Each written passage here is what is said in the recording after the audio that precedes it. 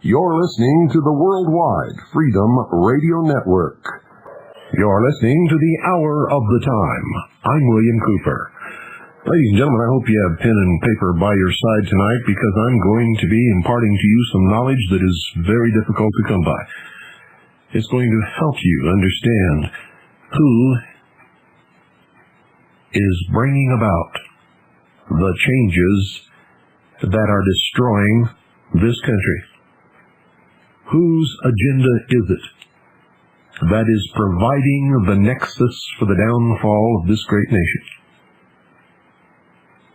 Who are these people? What do they believe? Tonight's subject is secret societies and psychological warfare. Don't go away. I'll be right back. A description of Anthony Schaeffer's protagonist in the film The Wicker Man, and I quote, "Tearing around in dizzying circles trying to solve it, never able to guess the true plot beyond it, although the evidence of it lies all around him," end quote. Cinefantastique. Charles Hoy Fort said this: "Almost all people of all eras are hypnotics. Their beliefs are induced beliefs. The proper authorities saw to it that the proper belief should be induced, and people believed properly." J.H. Towson, in Clowns, said this, quote, "As the mountebank delivered his harangue, the clown would repeatedly poke his head out from behind the curtain, making fun of everything his master said, parodying his patter and twisting the meaning of his words. The mountebank played the perfect straight man meanwhile. Here he was, trying so hard to hawk his wares, and his assistant was doing everything possible to undermine sales. The merriment was, of course, intentional. While the clown seemingly encouraged the public not to buy the proffered merchandise, the mountebank knew full well that the bystanders would easily be converted into customers as soon as they forgot that they were, in fact, supposed to be buying. Once the audience had been effectively hypnotized, once its judgment and willpower had been weakened, the real sales pitch could begin," end quote. And in the Encyclopedia of Freemasonry, Dr. Albert Mackey, 33rd degree, defines hoodwink as, quote, "A symbol of the secrecy, silence, and darkness in which the mysteries of our art should be preserved from the unhallowed gaze of the profane," end quote. In a study, ladies and gentlemen, of mind control and psychological warfare, it is not enough to simply review the latest technology of coercion, the most recent gadgetry and techno-junk littering the hardware and supply depots of governments and so-called cults. You see, far more dangerous than these appliances is the praxis behind them, ages old, the underground current which informs the modern project and this modern era. You see, for life in our modern era is little more than life in an open-air mind control laboratory where a form of human alchemy has emerged to transform the mass of targeted percipients, the lead, targeted merely by virtue of their being urban dwellers plugged into the electronic and digital pageantry of the establishment's system of things,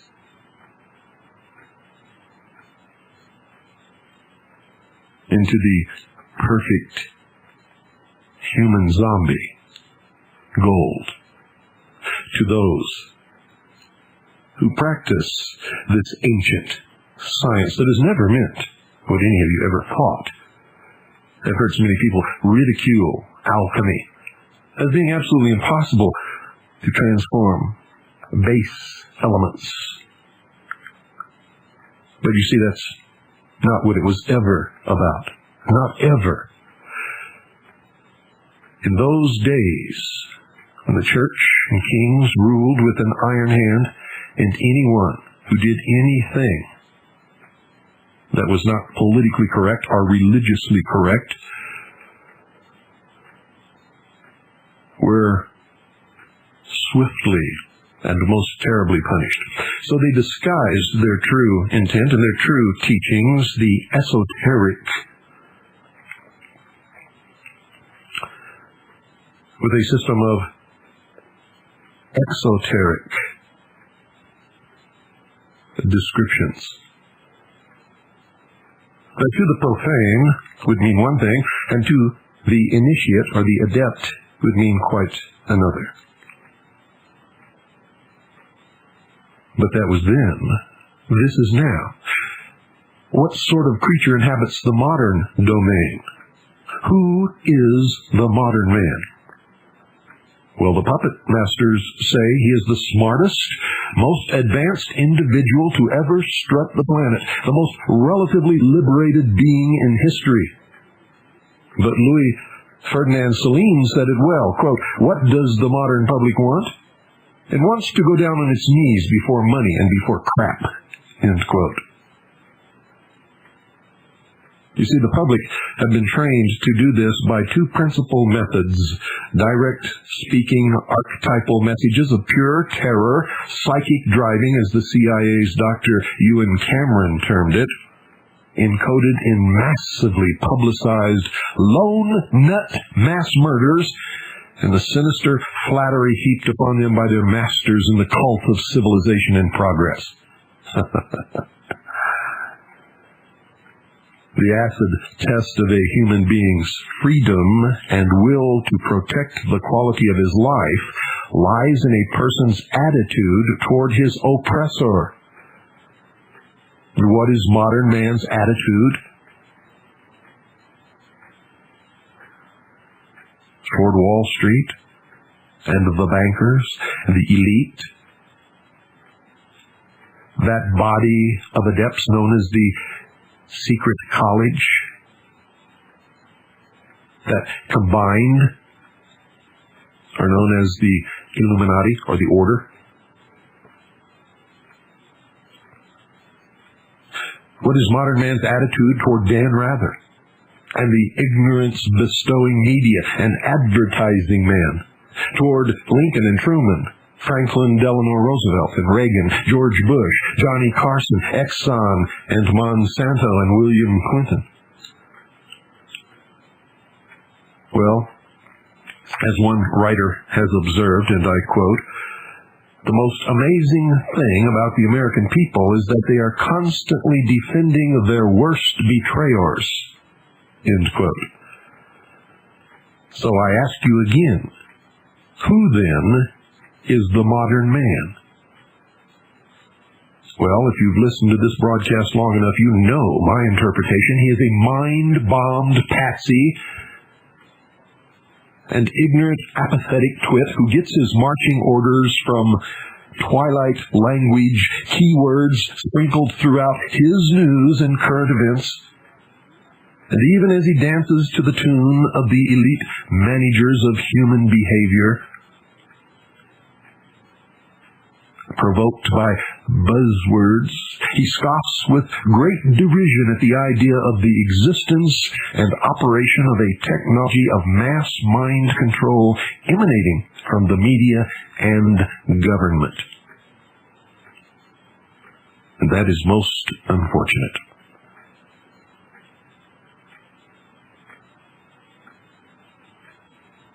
Modern man believes that he is much too smart to believe anything as superstitious as that. But the truth is, modern man, ladies and gentlemen, is the ideal hypnotic subject, puffed up on the idea that he is the crown of creation. He vehemently denies the power of the hypnotist's control over him, even as his head bobs up and down on the string. Anyone who believes what anyone else writes or says without thoroughly researching it and making sure that it is absolutely true is a puppet on a string. And when the puppet master calls the tune, he will dance.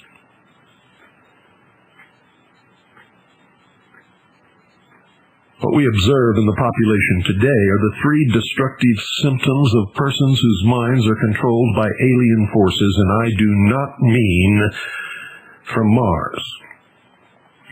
These forces are amnesia, in effect loss of memory.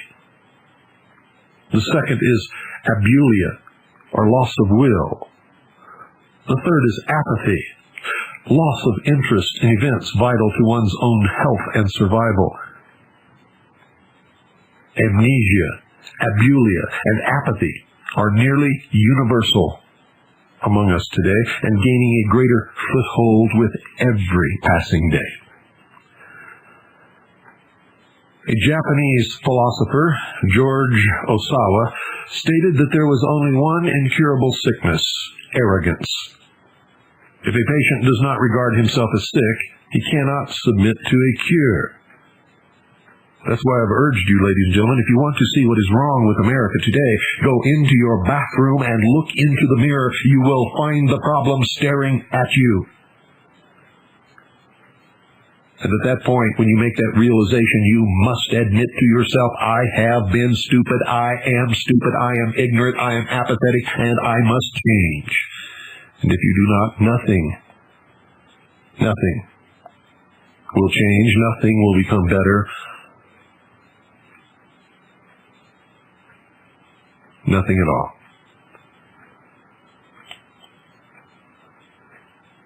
The arrogant man does not need to see. He already sees almost everything. And what he thinks he has yet to learn, he believes the experts will one day show him. And who are these experts? They are not really doctors of the soul, ladies and gentlemen. They do not have the man's interest at heart.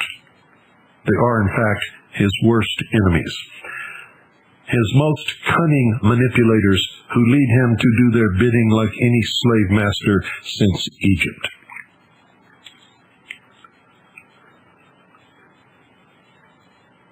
Why then does modern man revere them? Well, it's very simply because, ladies and gentlemen, they flatter him. And that's why you don't get any flattery from me, ever. You never have. I call the shots as they are. I tell you the truth, no matter who it hurts or helps, even if it hurts me. And oh, how you hate it. Oh, how you hate to hear the truth. The man who tells the truth is universally disliked by every person. Because every person has an agenda and is hiding behind a fantasy which the truth penetrates like an arrow and leaves him stripped naked before the whole universe. And he does not like that.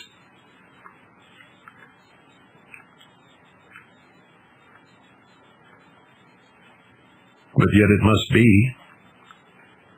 For a great man once said, my leader once said, seek ye the truth, and the truth will make you free. Nothing else will. And without the truth, no man or woman is free, can be free, or ever will be free. But the truth hurts.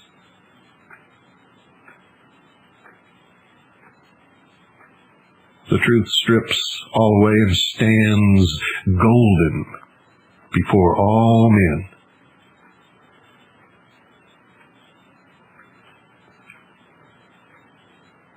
Yet how many of you trade that gold of the truth for the lead of the fantasy and the lies?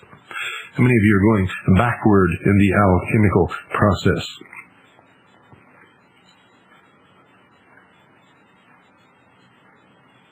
Modern man reveres his puppet masters, his overseers, because they flatter him. This is the very first secret of mass mind control and can be observed as the foundation stone of virtually every single false religion, party, cult, philosophy, system, training, and great organized church. How can modern man free himself when he is told that he is already a demigod?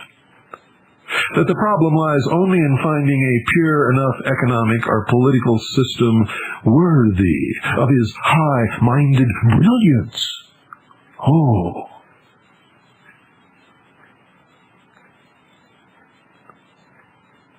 If we look closely, we will see, ladies and gentlemen, that this mind control principle is so basic and simple, it is almost stupidly so, to the point that we marvel that anyone would or could be seduced by it. But it's only a matter of attention, as we saw in the parable of the mountebank and the clown. You see, arrogant hypnopatsies have been told by their masters that they are demigods, and demigods are never deceived or distracted. They're too smart. And by their arrogant self-satisfaction, they blind themselves to the simplicity of the device that ensnares them, and that is when the real sales pitch begins. You see, what the alchemical managers have bred over a millennia is a human race of the most wretched stupidity and ignorance unrivaled in thousands of years. These blind slaves are told they are free and highly educated, and they believe it, even as they march behind signs that would cause any medieval peasant to run screaming away from them in panic-stricken terror. The symbols that modern man embraces with the naive trust of an infant would be tantamount to billboards reading, quote, "This way to your death and enslavement," end quote, to the understanding of a traditional peasant of antiquity. It was their world. They understood it perfectly. I doubt seriously any medieval man would have much difficulty in feeling a sense of overwhelming foreboding in the face of the Soviet hammer and sickle symbol. Yet most modern literate people obviously don't know a thing about what that symbol actually represents, except on the most profane level as the implements of the farmer and the worker. You really believe that? The sickle, ladies and gentlemen, symbolizes Saturn, also known as Kronos, Saturn, or as the Greeks called it, Demiurgos, the operating engineer of the universe, as opposed to the creator of that universe, Satan, Lucifer. In the reign of Saturn, we see exorbitant building and modeling activities, and this is reflected in the Masonic reference to their god as the big builder or architect, and their nickname, the Builders.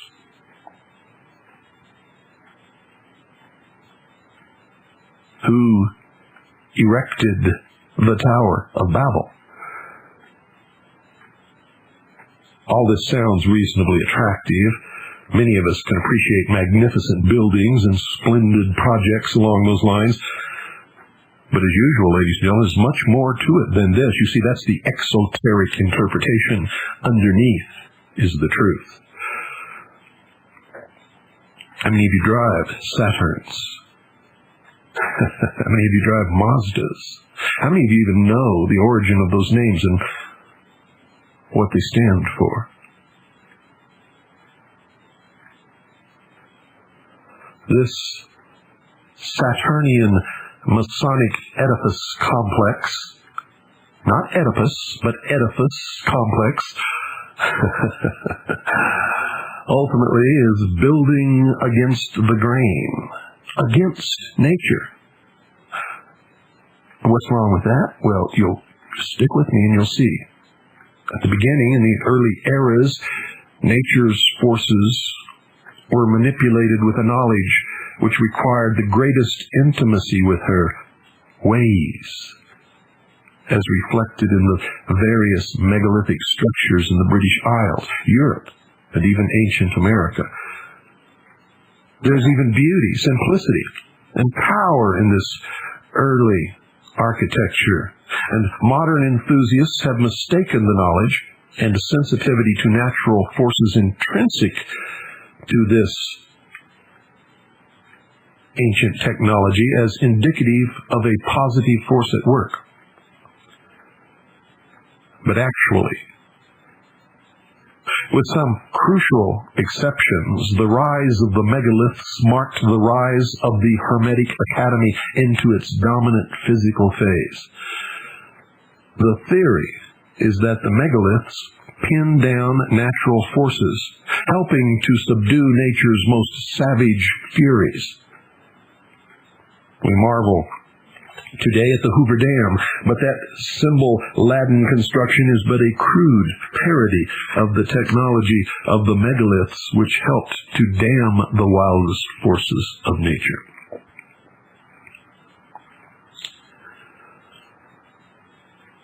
The construction of these megaliths, heralded by New Age types as marvels of ancient ingenuity and cooperation with nature, are actually the first physical evidence of the end of Eden, of that period on earth when humanity lived as the servants and friends of God's natural creation, as nomads and hunter-gatherers.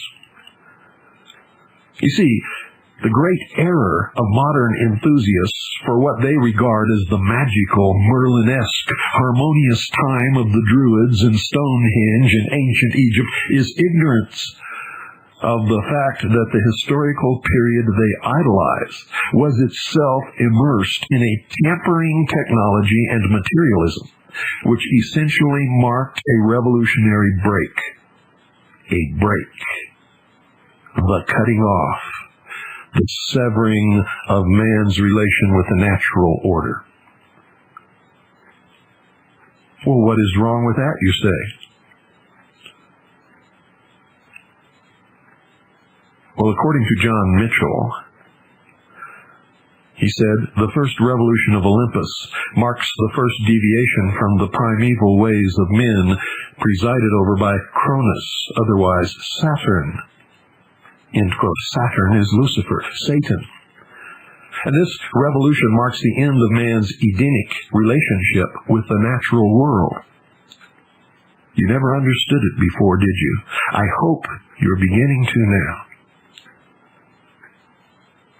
Henceforward, man is alienated from nature by means of the Saturnian Scythe, which symbolizes the sense of separation from God's natural creation that man experienced after the fall. You see how simple it all really is? And it really is that simple, ladies and gentlemen. Don't go away. I'll be right back. Ladies and gentlemen, the Hour of the Time is brought to you by Swiss America Trading. They specialize in non-reportable, non-confiscatable hard assets. Now, let me just clarify what that means. It means that right now, you don't have to, according to the law, report these transactions of a certain nature concerning gold and silver coins. And the government or anyone else can confiscate those gold or silver coins according to current law. But don't be misled. They could change that law tomorrow and require that it all be reported retroactively, and they could show up on your doorstep the following day to confiscate every penny. So you must take steps to safeguard yourself and your assets as any responsible person would. All throughout the history of the world, there has only been one major money recognized by all peoples. What is money? Money is not what you think it is, most of you anyway. It is not the paper, phony, lying Federal Reserve notes that are in your pockets. For the Federal Reserve is not federal, there is no reserve, and they are not notes. And when you read on them that they represent $1 or $2 or $5 or $20, that also is a lie. For dollar is a unit of measurement and purity of silver coin in the law. So that piece of paper that you have in your pocket can no more be $1 than a quart can be milk. I hope you understand that. According to the Constitution, no state shall tender in payment of debt anything other than gold or silver coin. What is going on? What is happening? The law defines $1 as a specific weight and measurement of purity of silver coin or an equal value of gold coin. What is going on here? The Constitution has never been changed. The law has not been changed. Why are you trading with plastic and paper? Throughout the history of the world, no paper system has ever succeeded. They have all gone down in flaming inflation to the ruin of the people and the country in which these systems existed. Throughout the history of the world, no gold or silver economy has ever failed. Never in the history of the world. Amazing, isn't it? Why didn't someone teach you this when you were in school? In fact, why didn't they even teach you how to balance a checkbook? Why didn't they teach you anything about money? Very simply, ladies and gentlemen, it's so that they can manipulate you and steal you blind. Call Swiss America Trading. Ask for the new newsletter just out, written by Craig Smith. It's just come out. You've got to have it. It will open your eyes. 1-800-289-2646. Call now. You'll be glad that you did. Look around at all of those sitting around you, the people that you love or claim to love. If you can't look them directly in the eye at this very moment and tell them that you have secured at least a portion of your assets in real money, the only thing that has never ever changed its value in all of the history of the world, for you can still buy exactly the same number of loaves of bread with 1 ounce of gold today as you could 1,000 years ago, as you could 1,000 years ago. If you can't look them in the eye and assure them that you have perfected at least a portion of your assets in real money, you must make this call, or you very simply don't love them. 1-800-289-2646. Tell them that you're a steady listener to the hour of the time, and you'll get red carpet treatment. I guarantee it. 1-800-289-2646. Do it now. A great weight. Ladies and gentlemen, man began his peregrination away from Eden through his conceit that he would become as God. Remember what happened in the Garden of Eden? God told Adam and Eve to tend the garden. Don't eat of the tree of the knowledge of good and evil. He commanded them not to. And he told them what would happen if they did. If ye do, ye will surely die. Lucifer, through his agent Satan, seduced Eve and told her, God lied to you. He's hiding your true nature. He doesn't want you to know that if you eat of the fruit of the tree of the knowledge of good and evil, you too will become as gods. And Eve, in turn, seduced Adam. That's the story in the book of Genesis. Now, I'm not telling any of you to believe any of this. I am teaching you the esoteric knowledge of the mysteries. And in these mystery schools and mystery religions, they believe that Lucifer was the good one and God, Jehovah, was the bad one, because he was holding man enslaved in the chains, the bonds of ignorance in this Garden of Eden. Lucifer, through his agent Satan, set man free, knocked off the chains with the gift of knowledge. And through the use of this gift of knowledge, man himself will become God. That is the story. And so many people fall for this deception. For no man, I can assure you, will ever be God. Ever. No part can ever be equal to or greater than the whole. That's one of the greatest lessons you can ever learn. You think you could pick up a bushel of apples, squeeze them together, and make the original tree from which they came? No. You can take the seed from the apple and plant it and grow another apple tree, but that apple tree will not be the original tree from which the seed sprang. Never. Not ever in a million years. Nor can all of the apple trees from all of the seeds from all of the apples that fell from that tree ever, in their entirety, be that same original tree. Now, of course, I'm making a little metaphor here, which is nothing even approaching the discrepancy between man becoming a god and God, who made man. And I hope you can understand that.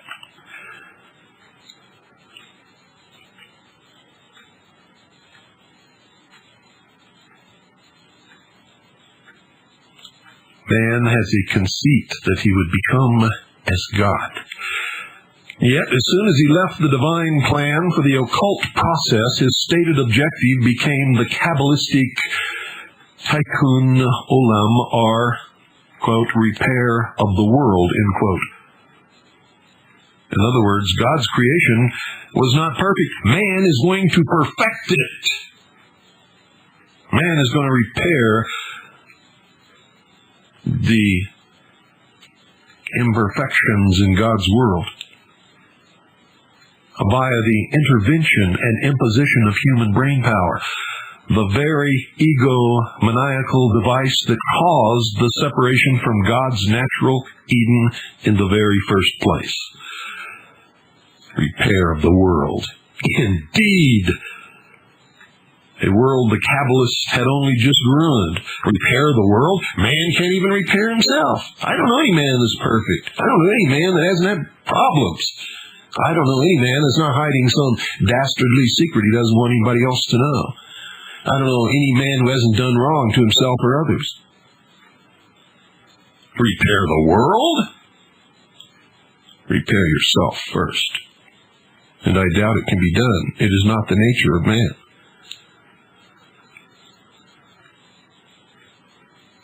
After the Saturnian division, Hermetic man saw himself as separate and inevitably above nature, though always quick to identify himself as nature's benign shepherd. Oh, what a deception this is. This mighty occult shepherd king figure has emerged in history under the forms of Arthur, Merlin, Pendragon, Prester John, John F. Kennedy, and many others.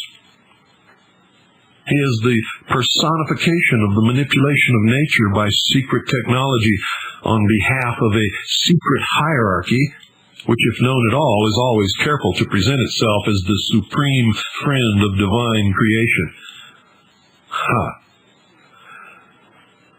If the expulsion from the Garden of Eden, that is to say, the literal alteration of man's circumstance of living solely upon God's bounty and providence, was the result of satanic intervention, why has it not dawned on us that civilization is itself satanic?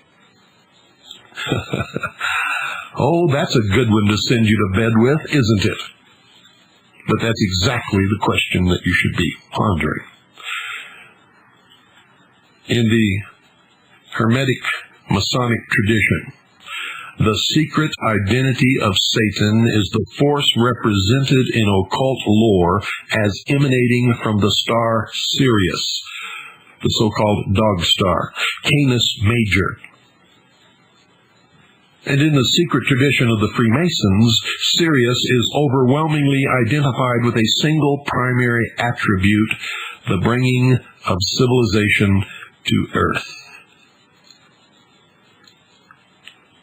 The heirs of this magical current were saluted by the Illuminist and master alchemist Comenius in his 1668 book entitled The Way of Light.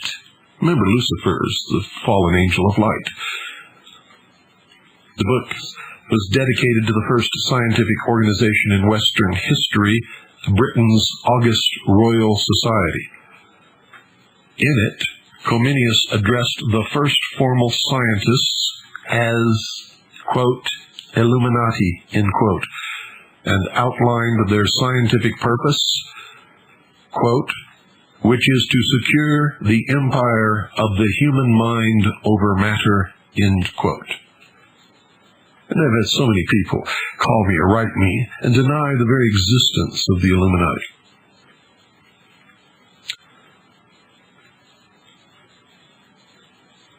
In a key Rosicrucian description of the city of Utopia, it is shown to be dominated, ladies and gentlemen, by science and mechanics, and more ominously by the medical dissection of cadavers. In other words, by the hyper-analytical obsession of rationalism with dead matter and measurement. The utopian city of the Rosicrucians is before us today. New York and Los Angeles, Babylon the Great. And it was planned in 1668 and long, long before.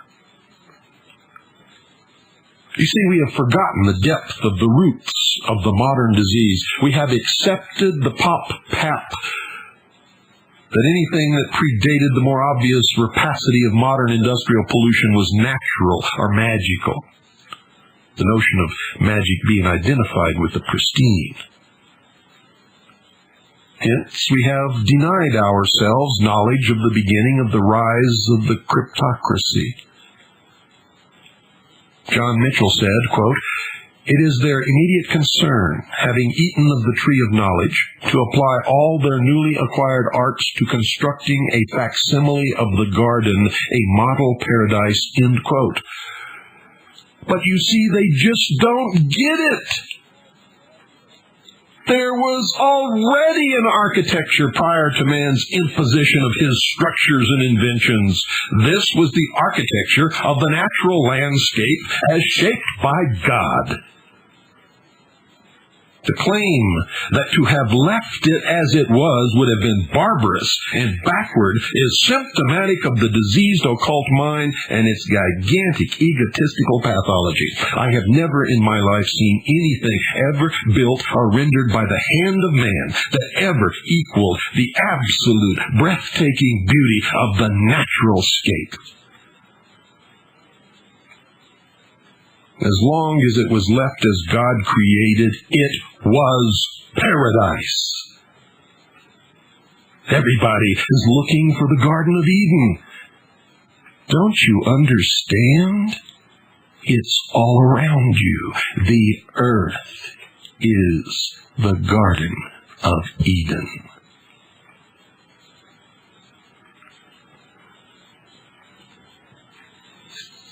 We were cast out of it.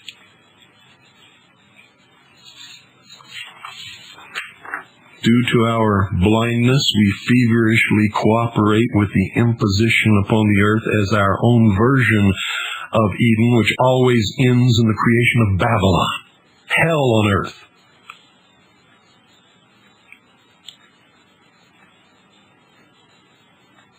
John Mitchell said again, quote, settlement leads to the establishment of social hierarchies, to specialization, the development of arts and sciences, the building of temples and houses. For millions of years, men, essentially the same as we are now, lived without these and presumably without feeling the need for them.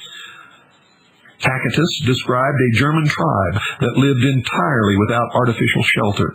The phenomenon of successive towns built around the same sacred place, the spirit of which became the foundation deity, receiving the sacrifices offered in expiation of the crime of settlement and giving the law by which the city was governed.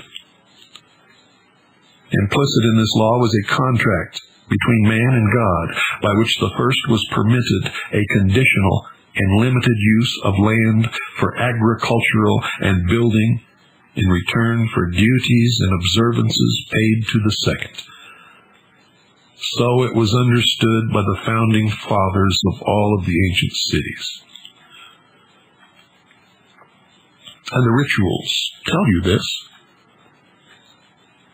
But as cities expand, these limitations become more onerous and neglected, with the result that, in the language of apocalypse, the city becomes Babylon, the parasitic whore, and proceeds toward destruction.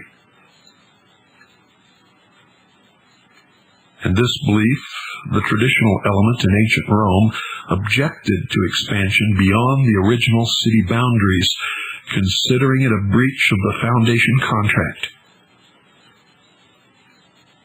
Such counsels were, of course, ignored, just as they're ignored today, and in consequence, Rome, following the career of all previous empires, became Babylon indeed.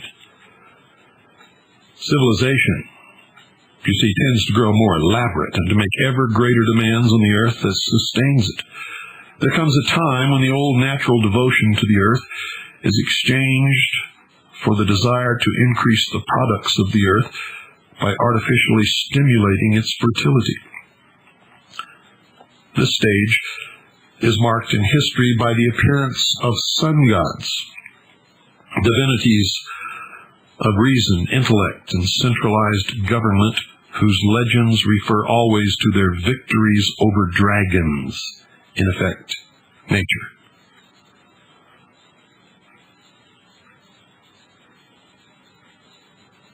The dragon is sometimes representative of self.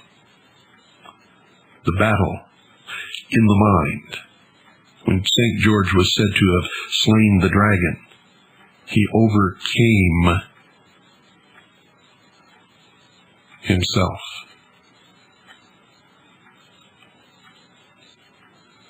This policy of artificially increasing the earth's fertility and multiplying the gifts of its spirit instead of accepting what is given by nature is evident in the staking of the earth in symbolism, as is seen in the motif of the knight spearing the dragon, which is sometimes viewed as the pinnacle of the victory of light over dark.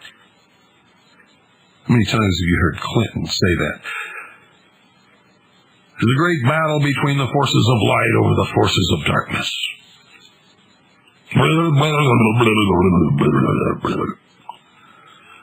Cicero said the same thing. Hitler said the same thing.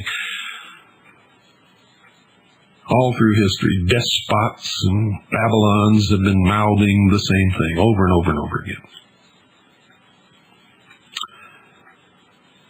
But ladies and gentlemen, we should also be aware that there is an alternate occult reading of this image. This Arthurian symbol has been celebrated by pagans and Freemasons as a sign of man's usurpation of natural creation. The staking process is seen by them as a means to pin down the heretofore flowing character of the energy of creation so as to be harnessed and bled by Stonehenge-like technology in order to give greater and greater resources to man.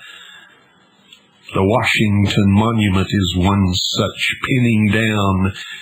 It is the phallus of Osiris, the generative force, capturing the creative energy for man's use.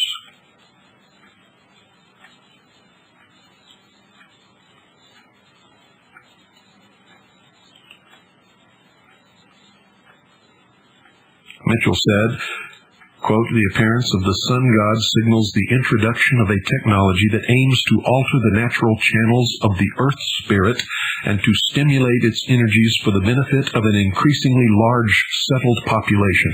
From all that has recently been discovered about the scientific knowledge and methods of the megalith builders, it appears that their system was in the magical tradition of Egypt, Babylon, and the ancient East.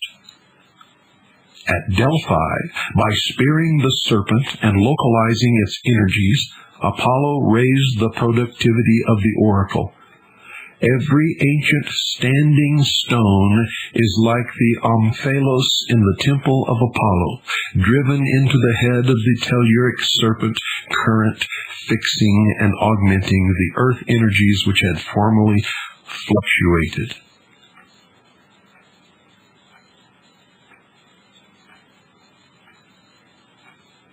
Yet in the end, the system became onerous and ineffective, demanding at least as much from the people as it gave in return. Here is revealed the inevitable betrayal by the institutionalized system of technology of the people who have come to depend upon it. The land had become more productive, the people richer and more numerous, until, under the influence of cyclical changes in the heavens, the flow began to withdraw from the temples and take other paths. The latter-day priests, having neglected the principles of the old astronomical science by which the temples were first sited and planned, and no longer sensitive to the earth's spiritual energies, could only resort to more frantic invocations, attended by ever-increasing sacrifice in attempts to repeat the former results, and thus followed, as it has on many occasions and in many places over the world, a reaction against the artificial and ever more futile proceedings of the magicians and a return to simpler ways." End quote. We will continue this tomorrow night. Good night, ladies and gentlemen, and God bless each and every single one of you. This is the Worldwide Freedom Radio Network. You're listening to the Worldwide Freedom Radio Network, with studios in Eager, Arizona, broadcasting on satellite GE1, transponder 7, 7.56 audio, and over 700 low-power FM stations across the nation. Stay tuned now, ladies and gentlemen, for the Hour of the Time with yours truly, William Cooper. You're listening to the Hour of the Time. I'm William Cooper. Ladies and gentlemen, what you just heard was a warning. A warning that right now doesn't make too much sense to most of you, but over the next few years will become increasingly clear. Everyone in America knows that there is something terribly wrong. They can feel it in their gut. Every time we turn around, some new restriction is placed upon our life, upon our business, upon our children, upon our purchasing power. Have you ever asked yourself why it is that in the greatest nation that has ever existed upon the face of this earth, with the most opportunity, with a constitution that guarantees and protects individual creator-endowed rights, where anyone can rise to the ultimate ability of their own desires, ambition, or needs? If you ever ask yourself, why is it that every year we just get poorer and poorer? And in a country where one person used to be able to earn enough money to feed the entire family and clothe the family and house the family, now it takes the husband and the wife, and sometimes the children, to accomplish this same exact feat. What, ladies and gentlemen, has gone wrong in this country? Well, we will explore some of these things tonight and every night on the Hour of the Time. Don't go away. I'll be right back. A new world order. Everybody thinks that maybe George Bush just coined that phrase off the top of his head, but not so, ladies and gentlemen. It's been bandied about throughout the history of the world. Hitler talked about a new order of the world. Some of his underlings actually used the term New World Order. And I could, in fact, go on and on and on. However, I want to cover tonight some important information, I believe. And so, as soon as I figure out what I've done with these CDs here, I will get to that. Okay, now I know what I did.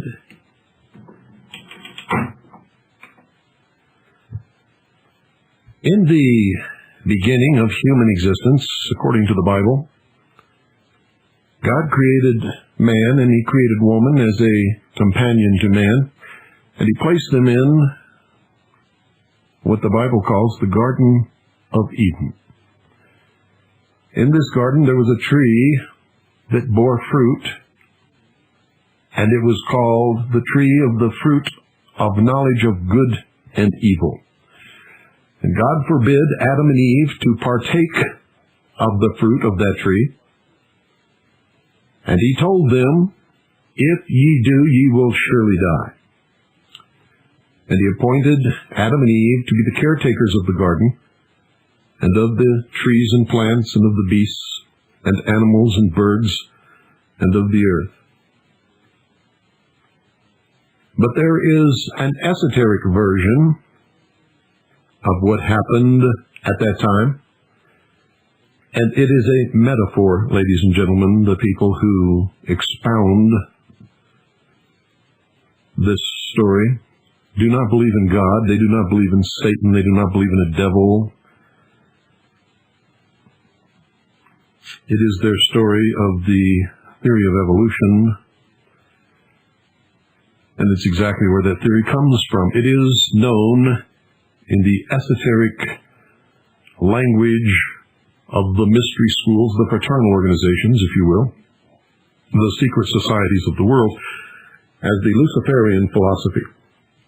You see, they believe that man was held prisoner in the Garden of Eden by an unjust and vindictive God, and that man, in his innocence, existing and rooting about upon instinct, was at the mercy of nature, of the elements, and of the beasts, and of the terror of the night. Lucifer argued with God about the condition of man in this Garden of Eden and was flung out of heaven. Lucifer went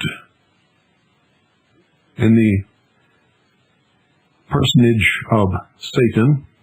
Some say that Satan is the servant of Lucifer, and seduced Eve to partake of the fruit of the tree of the knowledge of good and evil, and Eve in turn seduced Adam to do the same. And the argument that Lucifer used to cause this to happen was that God had lied to Adam and Eve and was withholding from them their true nature. And since He was withholding from them their true nature, and was, according to Lucifer, holding them in slavery, bound in the chains of ignorance, He was withholding from them their true destiny. And the promise of Satan was this: God has lied to you. You must eat of the fruit of the tree of the knowledge of good and evil, and if you do, you will not surely die, but ye will be as gods. And so Eve partook of the fruit, and Adam partook of the fruit.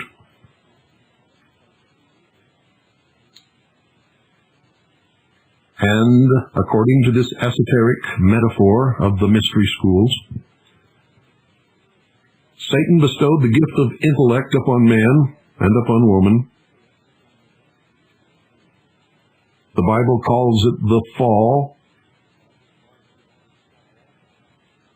In the esoteric language of the mysteries, it is the rise into the potential of Godhood, the apotheosis, if you will. And through the use of this intellect, man himself will become God by overcoming the forces of nature and the beasts of the field and leaving that state of innocence and that perfect balance of nature and creating the Tower of Babel, ladies and gentlemen, which is representative of society and civilization. Many people read those stories and never understand them. I am not commenting, ladies and gentlemen, upon which is right or which is wrong. I am just telling you that it is what it is. I have told you what the Bible says and what Christianity believes, and I have told you the metaphor of the esoteric teachings of the mystery religion of ancient Babylon. And that is what they believe.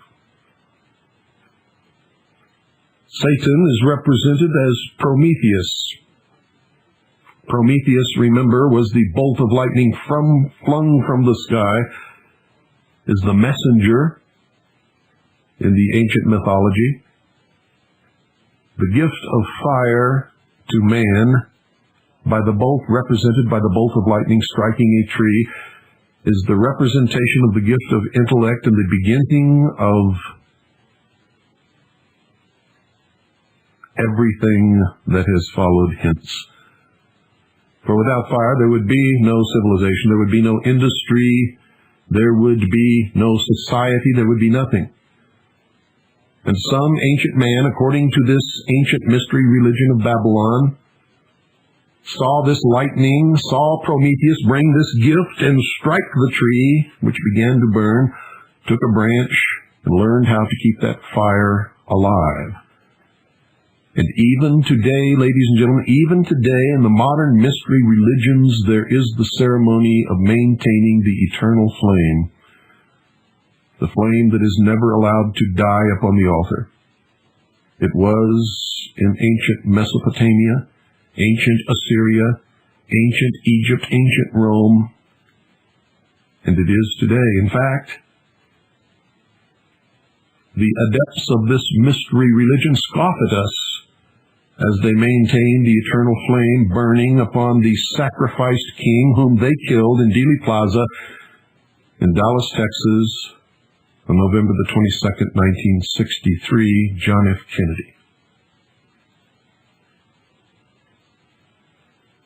The mythical satanic bringer of civilization to Earth was supposed to be some sort of alien from the star system Sirius, as one story goes, around whom the ancient Egyptians and all subsequent Hermetic systems of these secret societies constructed their elaborate and obsessive religio-astronomic observances.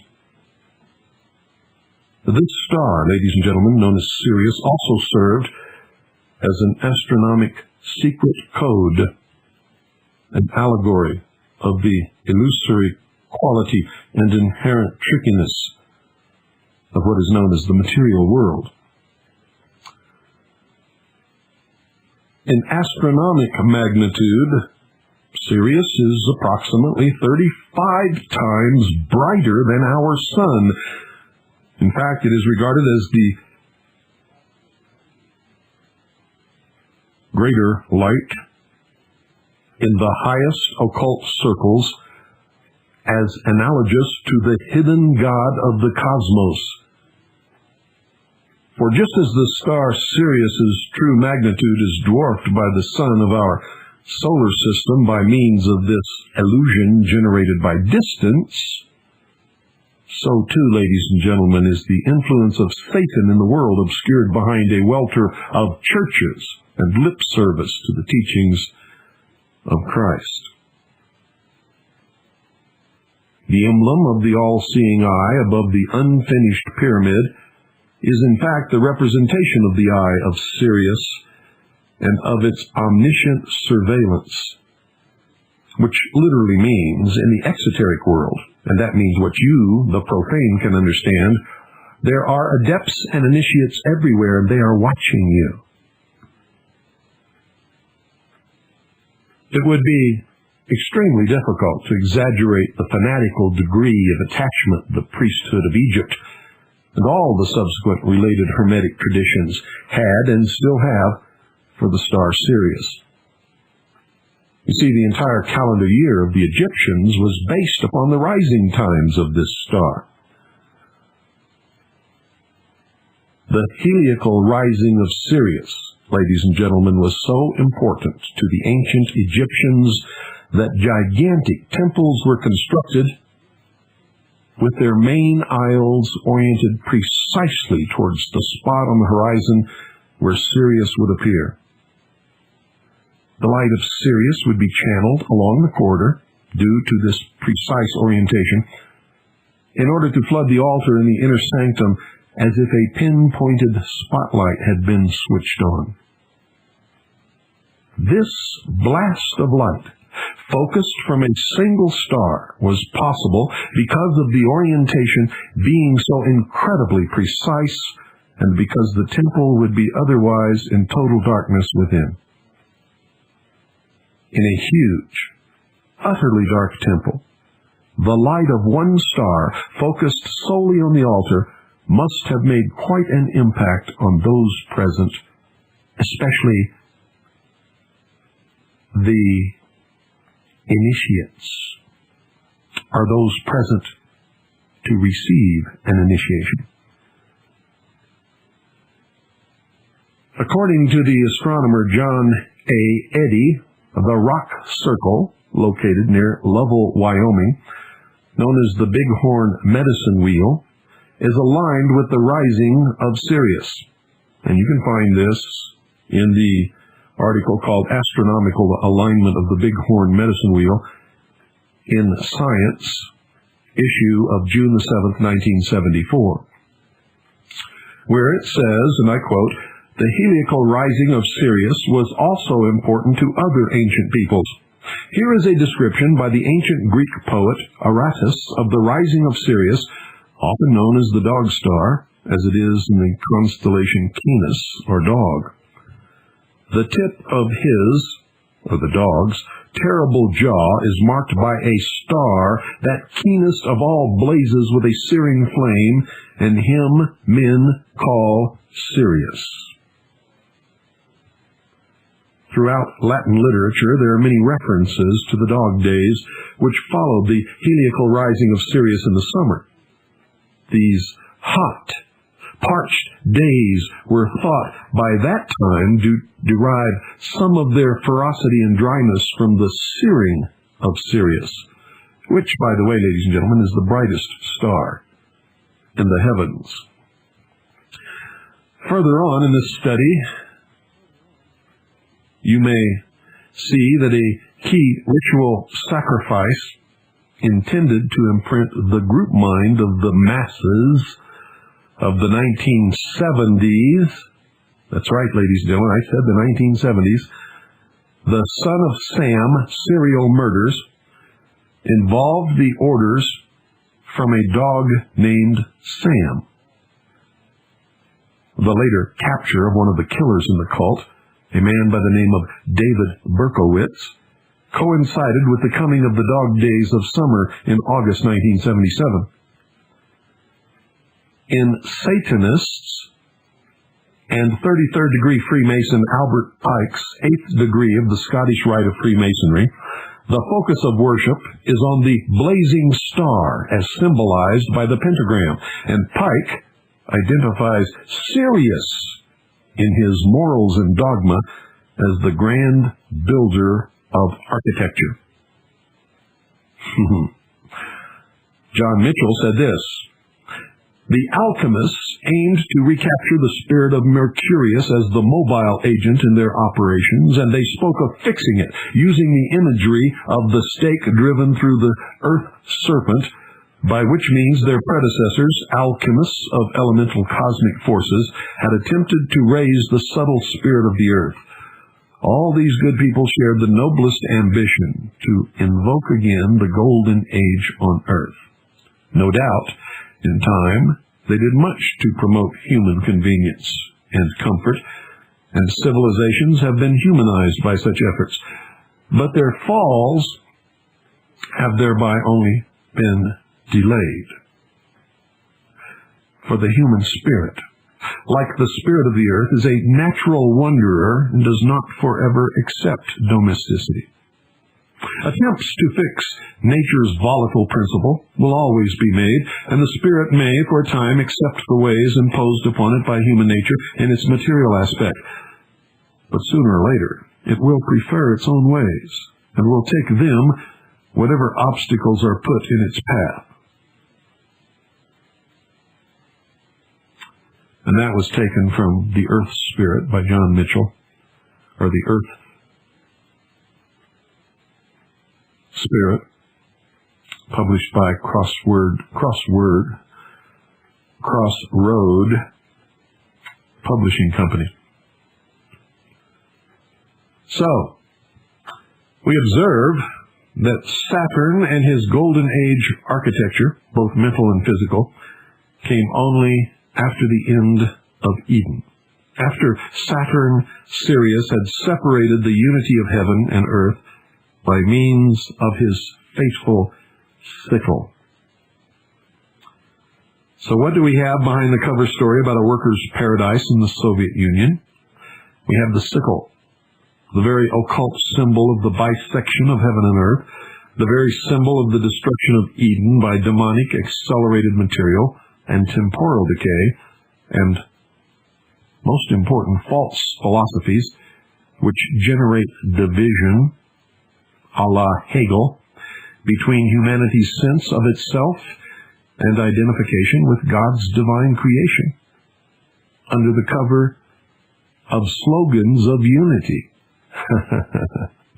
In other words, ladies and gentlemen, we have a grotesque mockery of the very principle touted. This macabre arrogance borders on the clownish for those initiates or self-initiates who have the wit to see it. And I hope that you do. Have you ever noticed how television and print media will scream themselves hoarse in news, documentaries, editorials, and heavy analytical pieces about rising pornography, crime, violence, gunplay, etc.? And yet, in the very same TV guide announcing the very latest special on the crisis of sex and violence in America will appear an advertisement for Miami Vice, the show that brings you the action and excitement you've come to expect, etc., etc., etc., etc., etc., ad nauseum. Your newspaper, ladies and gentlemen, take a good look at it, especially the Arizona Repulsive. But it doesn't have to be in Arizona. There's one in every state. In fact, there's two in every major city. And if you'll check, they're both owned by the same corporation. One professes to be liberal, one professes to be conservative, and the population is fooled that they have a voice. And that is how news is controlled, and that's how you're manipulated. It's no different in Phoenix than it is in New York, or Boston, or Chicago, or Los Angeles, or anywhere else. Your newspaper will condemn sex and violence in the loftiest terms, but right there in the entertainment section is a half-page advertisement for a new action movie accompanied by a photo of women in string bikinis and high heels fondling automatic pistols and machine gun phalanx symbols. You see, right there in front of you is the official attack on sex and violence.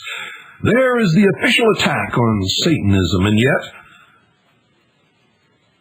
you need not be Sherlock Holmes to detect that the very themes which Orthodox officialdom condemns with its right hand, its left hand counterculture officialdom disseminates.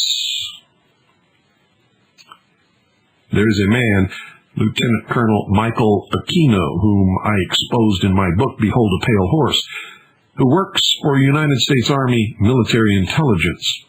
He is also the leader of the Temple of Set, a satanic church characterized as satanic by the official orthodoxy of the system. Michael Aquino, in a letter to the St. Louis Post-Dispatch of February the 6th, 1989, responded to attacks on his organization by a supposedly scandalized culture that is itself satanic. And he said this, quote, "If teenage gangs may experiment with what they believe to be occult rituals, blame should be laid squarely at the feet of the media, which glamorize occult violence to youth. I specifically refer to the movie industry, with offerings of increasingly gory and violent splatter films, such as Nightmare on Elm Street with its child molester hero Freddy, Halloween, Friday the 13th, etc. Note that such films usually include several sequels also targeted at children, and Freddy now has his own weekly television series, and parents wonder where children are getting all their bizarre occult ideas. Please turn on your television sets any evening or examine even the PG horror movie offerings at your local video store, much less the R category." End quote. That's how Michael Aquino justified his leadership of the Satanic Church, the Temple of Set in San Francisco. The mechanism of prissy 6 o'clock TV news show put-downs and exposés with the little Barbie doll and the little Ken guy sitting there, of the very satanic sex and violence which are lustily celebrated on the same channel on their 10 o'clock movie, is sheer hypocrisy of the most blatant and perverse form. It's not concealed at all. Yet, ladies and gentlemen, we cooperate with it. We do. We are its prey, and we consent to be preyed upon. We lift up our chins so that our throat is exposed, so that the wolf can more easily sever our jugular vein.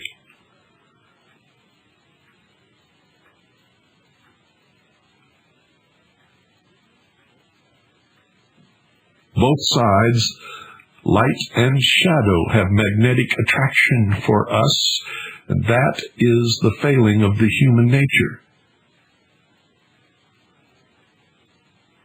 Everyone likes to say that, and this is what I really loved about Flip Wilson, he brought it home to us, those of us who would listen, "The devil made me do it!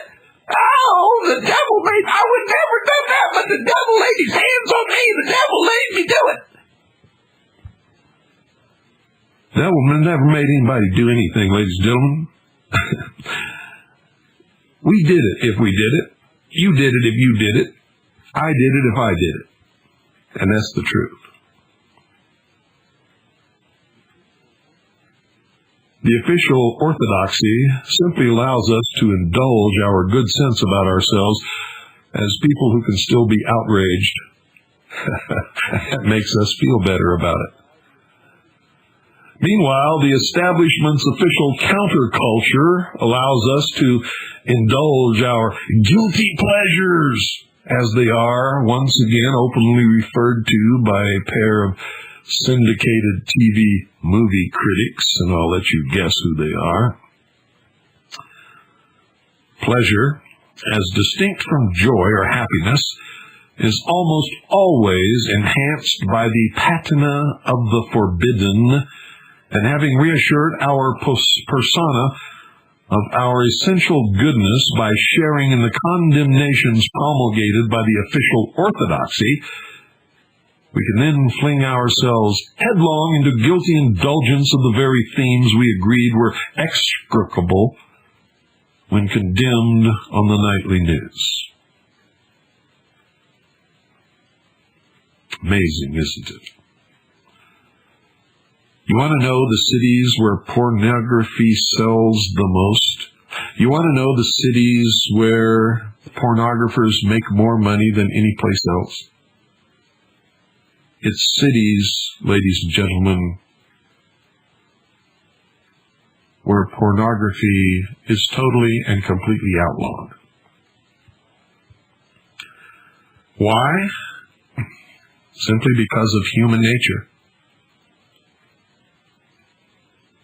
We are sorely tempted by that which is denied to us.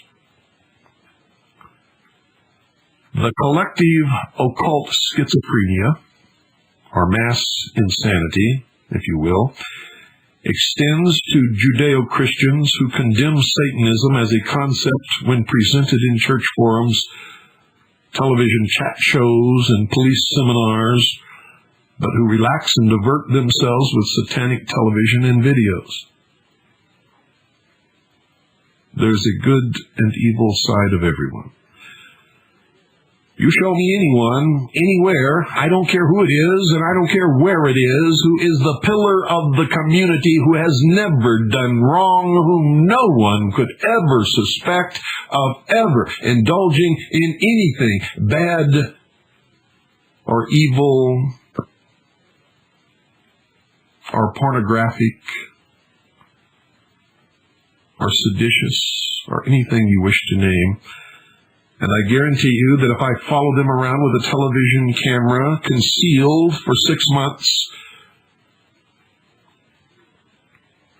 what I could reveal to you from that little excursion would probably destroy your community. For everyone has something they're hiding in their closet. Some fault, some defect, some temptation, some evil deed that they have done years ago, and maybe that they have repented and would never do it again, but it is there lurking in the shadows nevertheless.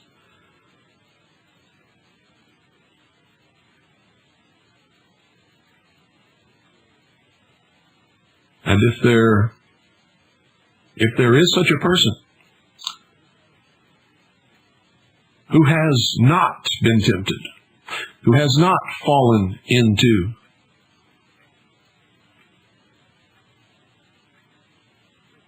a bad companionship, who has not performed some deed of which they are grossly ashamed, then maybe we have missed the return of Christ. And I don't think we've missed anything, ladies and gentlemen. Modern people are fascinated with exposés of sex, violence, and Satanism, and fascination is itself a form of mind control. If we recognize that oftentimes obsessive treatments of these themes under the guise of exposing them are the very means of inducing interest and involvement in the occult, in sex, in violence, in Satanism, in crime. Do you think people really watch cops because they want to see how the police do their work? You know, you might foist that explanation off on somebody. That's stupid, but don't try it with me, because I know, and so do you. And I won't listen to your lie. You watch it because you see what is forbidden to you in the guise of something that is legitimate to view.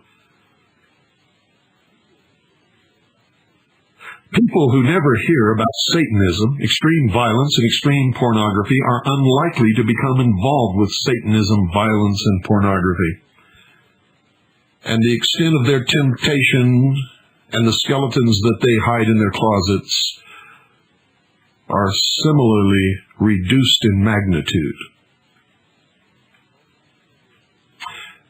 Those who fill their heads with morbid fascination, with lurid media depictions of evil in the world, under the pretense of putting an end to such evil, are actually, ladies and gentlemen, part of the process which precedes its wider acceptance.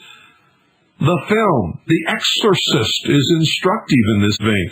Under the guise of exposing Satanism, it brutalized its audience with pornography in a powerful occult milieu, and many of them have fallen into its wider temptation.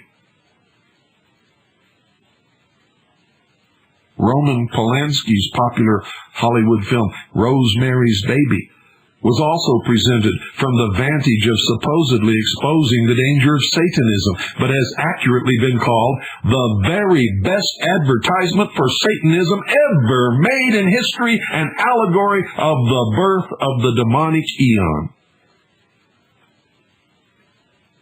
Polanski has himself been implicated in child molestation. It has also been alleged that he videotaped pornography involving children and animals for sale to a private network, possibly in association with Charles Manson, whose followers ritually sacrificed Polanski's wife, Sharon Tate, and her unborn baby. They knew exactly where they were going that night.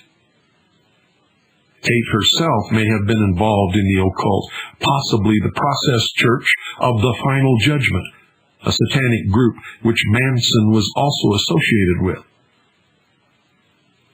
For reference, see the book Painted Black, Harper and Row, pages 115 and 116, and also another book, The Manson File, pages 168 to 172. You see, we document everything on this broadcast. Of course, no matter what her affiliations, Sharon Tate's murder was still a heinous crime. It is a heinous crime even if someone volunteers to be the victim in a human sacrificial rite upon an altar. It is still a crime. A heinous crime, a terrible loss of the potential of a human life.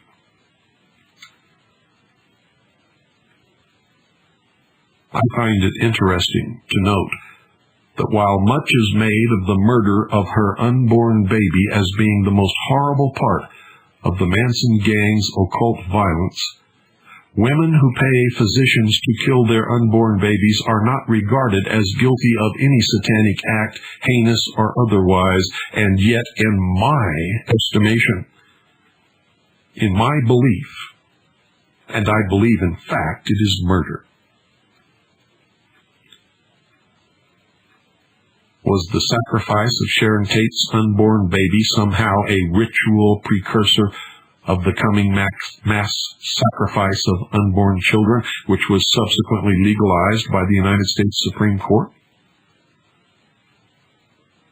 The media puts us on intimate terms with Satan by immersing us in his spectacular electronic Videodrome kingdom.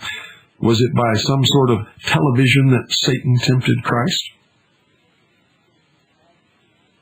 The devil showed him all the kingdoms of the world in a moment of time. All these I will give thee if thou wilt fall down and worship me. Luke chapter 4, verse 5. Matthew chapter 4, verses 8 and 9. The double mind. The profoundly disturbed mind at war with itself, and ignorant even of that fact, is a characteristic of the scapegoat patsy, lone nut, cult killers, and of the American people in general. For in this time frame of ours, we are initiated into their cult solely by means of our exposure to the electronic Videodrome, and thus our prospects become the same as those of David Berkowitz, Mark David Chapman, Arthur Brimmer, James Earl Ray, and many others. In the 19th century, the phenomenon was termed masonic apoplexy. Today, ladies and gentlemen, it is called zombieism.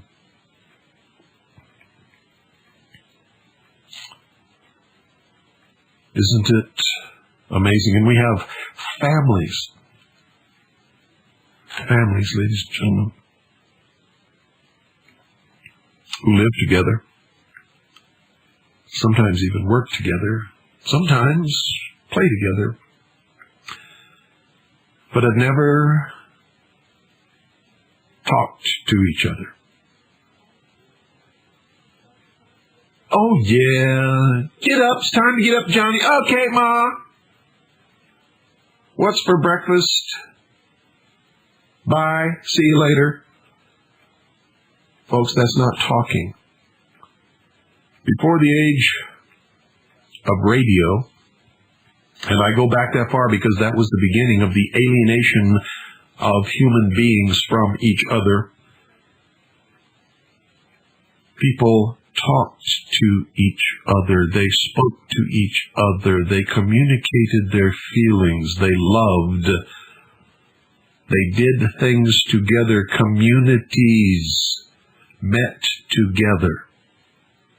There was a time when people would sit upon their front porch so as to more easily be able to communicate and talk with their neighbors.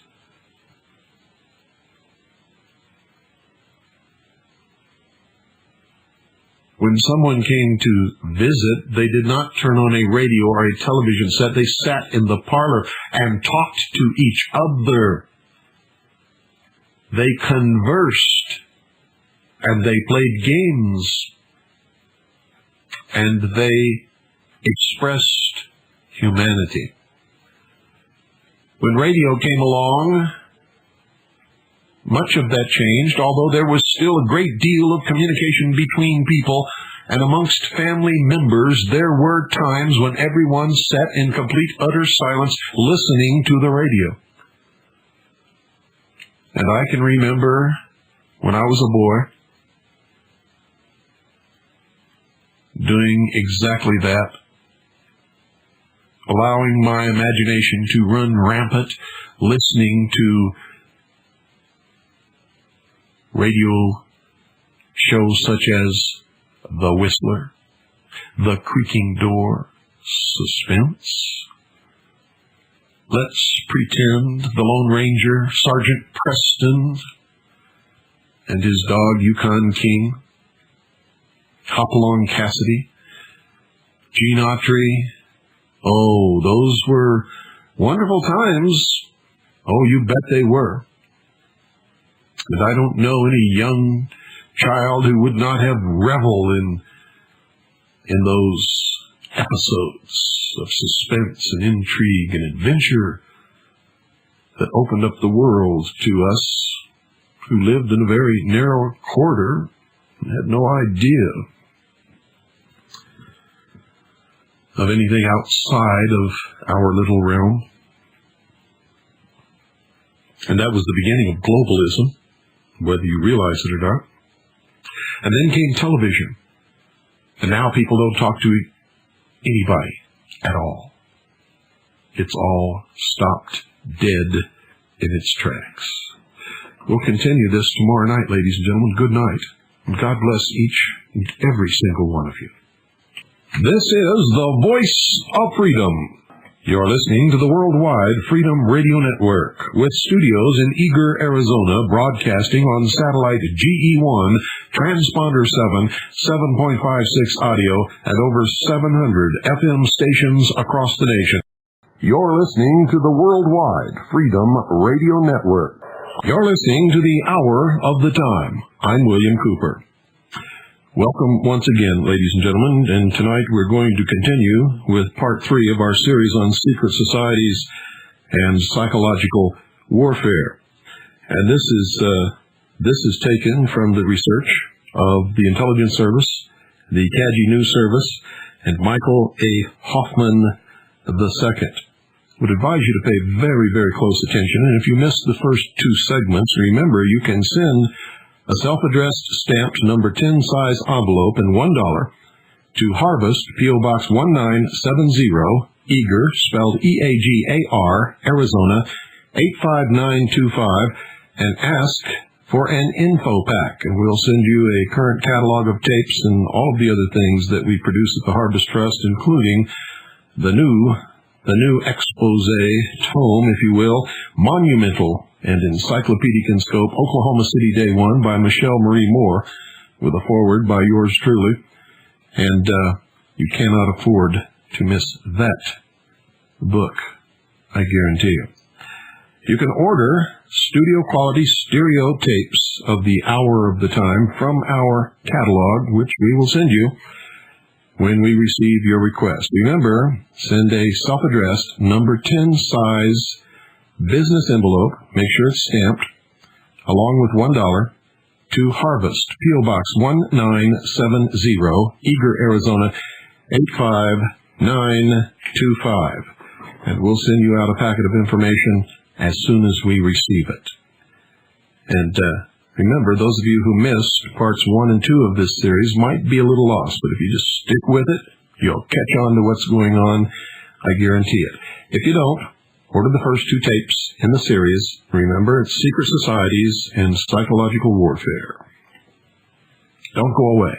Well, it looks like this isn't going to work. Not working at all.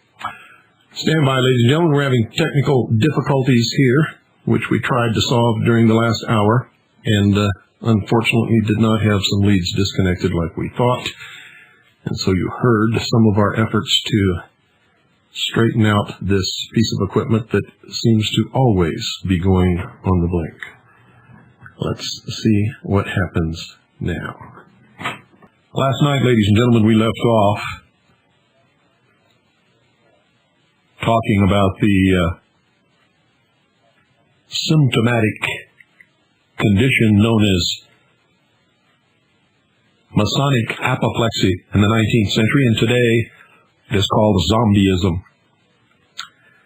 Let's continue by looking at the modern Catholic Church under Popes John the 23rd and Paul the 6th and Pope John Paul the 2nd,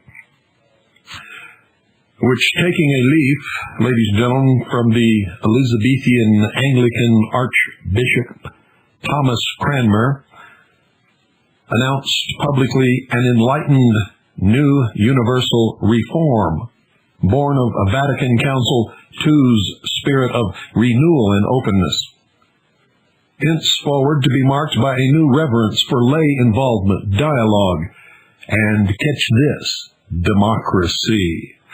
And you hear people like Pat Robertson and Paul Crouch echoing these same sentiments, in fact calling for the Pope to take leadership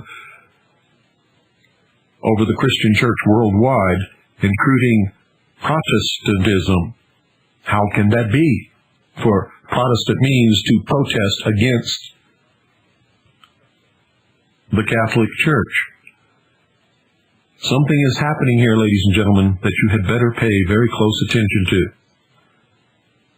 Now, remember, this is not a religious broadcast, and I am not criticizing your religion, whatever religion you belong to. I am merely calling your attention to the manipulation of all of us by the leaders of some of these religious movements and churches. Now, just as Cranmer sneered at the common peasants in England who dared to protest the repression of the traditional liturgy, Cranmer had claimed they no longer wanted the Vatican II Catholic Church, in the name of new freedoms, also suppressed, against the wishes of the common people, the old liturgy. They just turned it around. It was outlawed, and a modern liturgy designed by the Freemason Annibale Bugnini and love, spelled L-U-H-V, rhetoric, to justify the suppression in the name of the people's wishes, followed it. Cranmer murdered en masse the English Catholic peasants who rose in defense of the old liturgy. Cranmer massacred them and crushed their peasant uprising, which became known as the Western Rising. It was the time, in fact, when the old Knights Templars, seeking their revenge, again took control of the Knights Hospitallers, now known as the Knights of Malta, or more correctly, the ancient and military Order of the Knights of Malta, which is, in fact, the militia of the Pope. Later, the infiltration of the Vatican by the Masonic Order was complete by the Propaganda II Lodge in Italy, which was created by the Central Intelligence Agency, working in concert with the Mafia. And this is all documented in Piers Compton's excellent work, fully documented and sourced, known as The Broken Cross.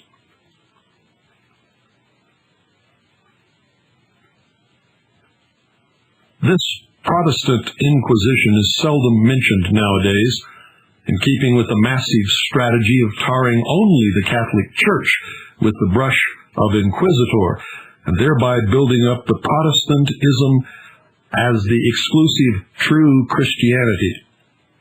Not so. They have presented this false picture to the world because Protestantism was the chosen vehicle, ladies and gentlemen, through which Freemasonry infiltrated Christianity and through which it is destroying the church today.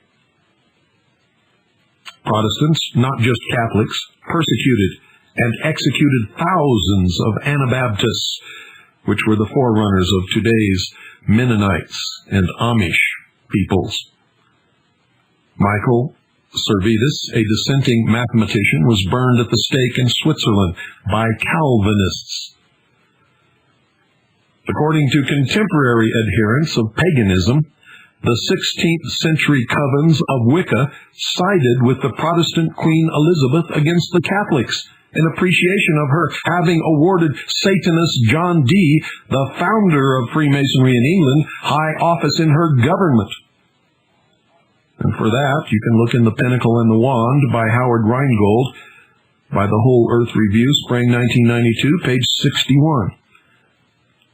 The French Revolution of 1789, which was also known as the Reign of Terror, was a Masonic war against the Catholic Church and the Catholic people of France.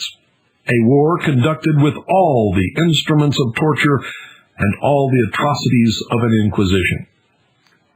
The Masonic hanging judge, Jean-Baptiste Carrier, ordered the execution of 13,000 Catholics who were drowned in the Loire River in boats especially designed just for that purpose.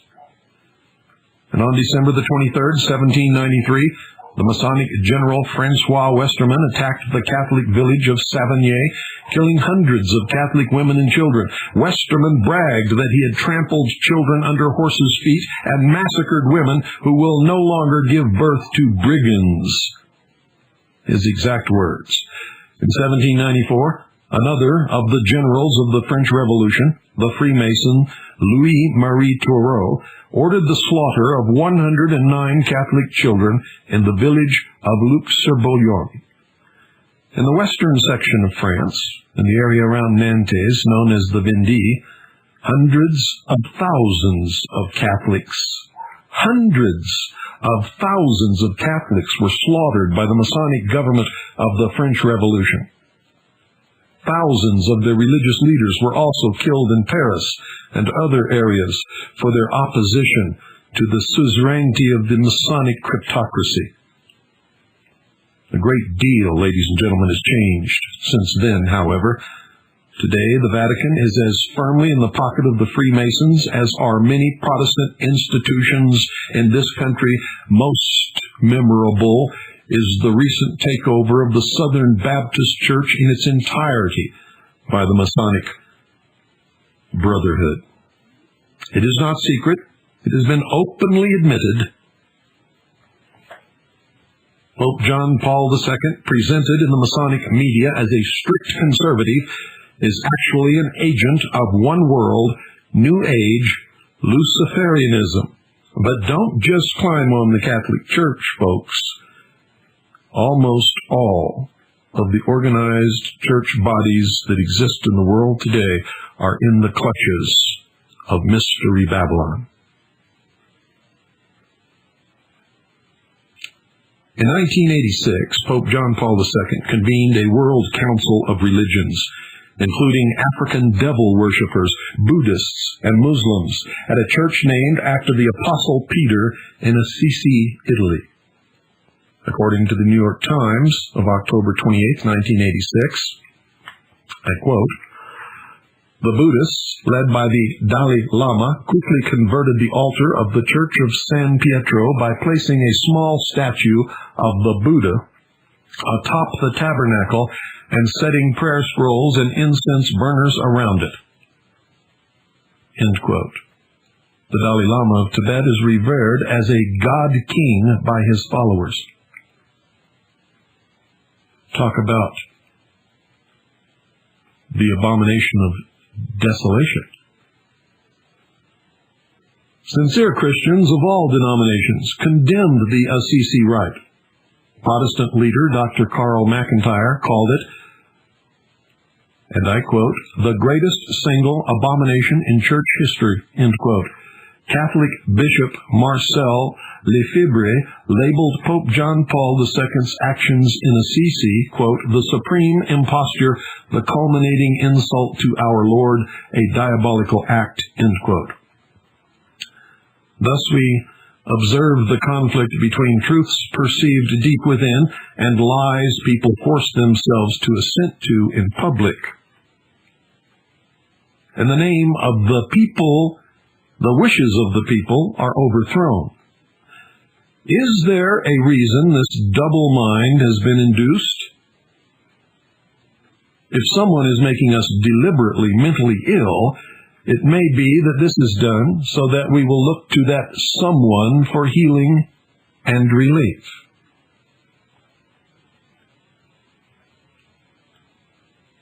Into the double mind breach step the elite managers of the Masonic Hermetic Academy, who through symbol and word manipulation can temporarily unite our persona and anima, thus lifting an immense burden from us, relieving us, if you will, of our stress and confusion. Oh, you have a problem? We have an answer. Oh, a building blew up in Oklahoma City. My goodness, let us protect you, for this could happen to any building. Let us take away your arms and ammunition so that you cannot protect yourself. Let us furnish your security. Trust us. We will be good to you. We will never become despotic or tyrannical. We would never, ever murder 86 people in a small Christian church in Waco, Texas, just because they had not paid a $200 tax for a supposed automatic weapon, which they never had in the first place. And of course, we would never shoot and murder a mother unarmed, who was guilty of no crime, wanted for nothing, standing in a doorway holding her baby to her breast. We will protect you. Give us your guns. Give us your arms. Let us take care of you. We will save you from yourselves. Isn't that what we hear? The double mind breach.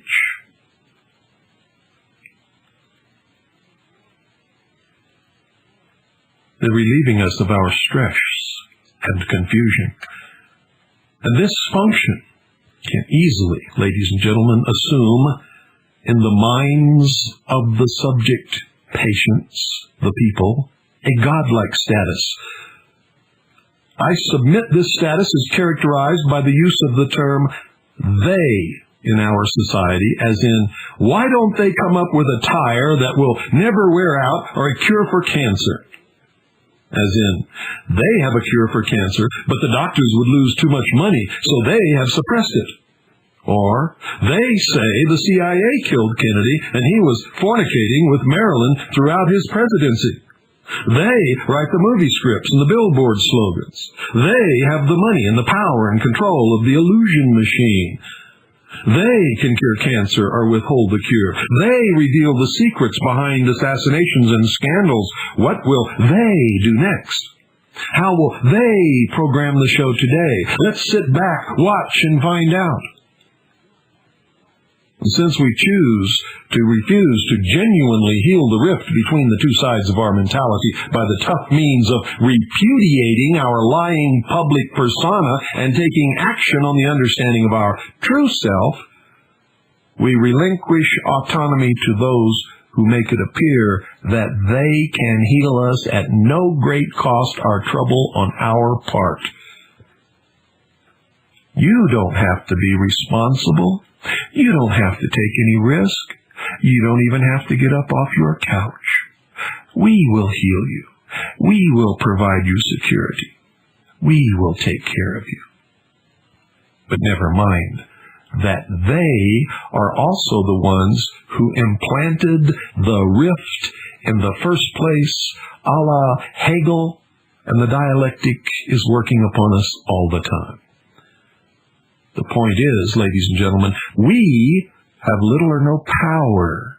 We cannot act. We cannot invent. We cannot cure. We must wait and see what happens. We must see what they make happen. And if you believe that, you're already dead and buried. And if you want proof that that's not true, I am living proof. The final coffin in the nail of our free will is the fact that we ourselves know in our heart of hearts that what I just told you is not true. It is false. And I have proven it false over and over and over again. When they told me that no one would listen, I drove thousands of miles to talk to 3 people in someone's living room and told there were groups listening. When they said I couldn't write a book because no one would publish it, I wrote a book and it was published. And it became the underground bestseller for over 6 years in a row. When they said I could not get on radio, no one would allow me to have a voice on radio, I created my own broadcast and paid for it myself. And when they said no newspaper in this country prints the truth, I started my own newspaper and named it Truth, Veritas, which is Latin for truth, and send it free to everybody in Washington, D.C., so they know that I know and that I'm printing it. And it's the fastest growing newspaper in the nation.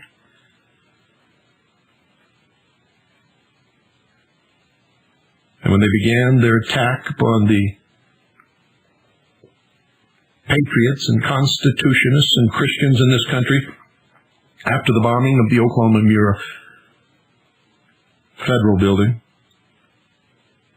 I set my people into motion to investigate and discover the truth of that bombing. And I hounded my station chief, Michelle Marie Moore, until she wrote a book on the findings of our investigation.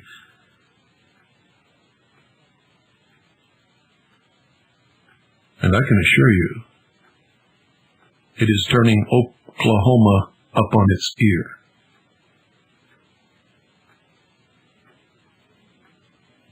You see, it is we, the people who have the power and the responsibility. And we could crush them tomorrow morning if we but chose to do it. You see, they are only an illusion, every bit as ephemeral as the patter of a carnival sideshow bunco artist beckoning to us from the other side of the hoochie-coochie tent. And that is the truth. They practice magic. Magic is nothing but the art of illusion. And if they can fog your brain and dazzle you with baffling BS, and if they can desensitize you with flooding you with violence on a daily basis over and over and over again on television and in movies and on radio, they're practicing magic. Through the art of illusion, they are destroying your ability to act and to think and to perform. They are taking away your power, but it is not really they who take it away. It is you who give it.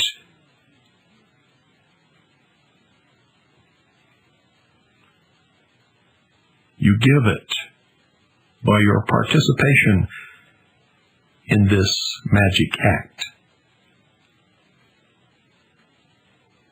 But you see, some people know that we have the power, and some people know, they know that we could crush them tomorrow morning if we chose.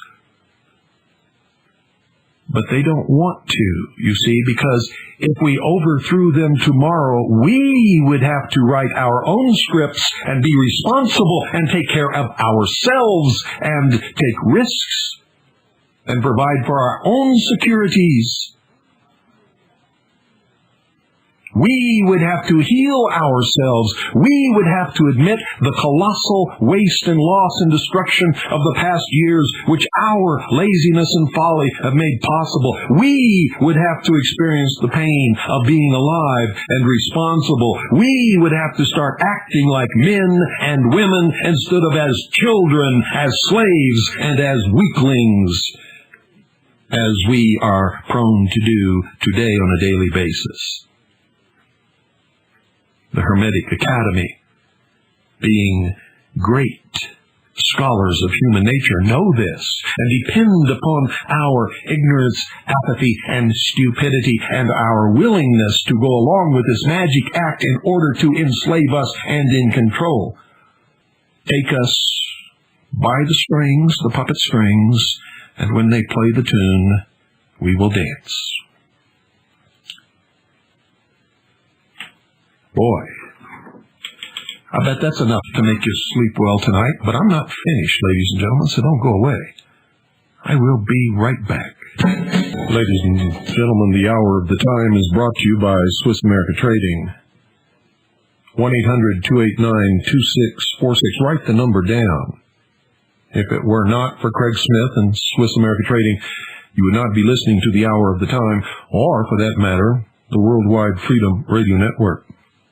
They specialize in non-reportable, non-confiscatable hard assets. At least they're non-reportable and non-confiscatable now, and if you take advantage of that fact, you can amass a bulwark against the downfall of the economy, which is one of the last planks in the Communist Manifesto written by Karl Marx and Friedrich Engels, which has not yet been implemented. The goal to destroy the economy of the United States of America in order to eliminate the middle class.